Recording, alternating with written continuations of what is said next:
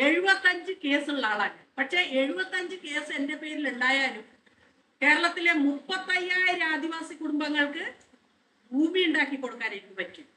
എന്റെ പേരിൽ കേസില്ലാതെ കേസ് ഉണ്ടാവരുതെന്ന് വിചാരിച്ച് ഞാൻ പുറകോട്ട് പോയിരുന്നെങ്കിൽ ഇപ്പോ 5 സെന്റ് എന്ന് പറഞ്ഞതിനകത്തേക്ക് അപ്പുറത്തേക്ക് പോകുന്നുണ്ട്. ഇപ്പൊ ഈ ഭൂപരിഷ്കരണ നിയമം അതിനൊക്കെ ശക്തമായിട്ട് ഇവിടുത്തെ പട്ടികജാതിക്കാരും പട്ടികവർഗക്കാരും എതിർക്കണം എന്ന് ഞാൻ പറയുന്നു. ഭൂപരിഷ്കരണ നിയമമാണ് നമ്മളെ ഭൂരഹിതരാക്കിയത്. ഈ ഭൂപരിഷ്കരണ നിയമം വന്നില്ലായിരുന്നെങ്കിൽ ഇവിടുത്തെ ആളുകൾ ഭൂവുടമകളായിട്ട് നിന്നേനെ.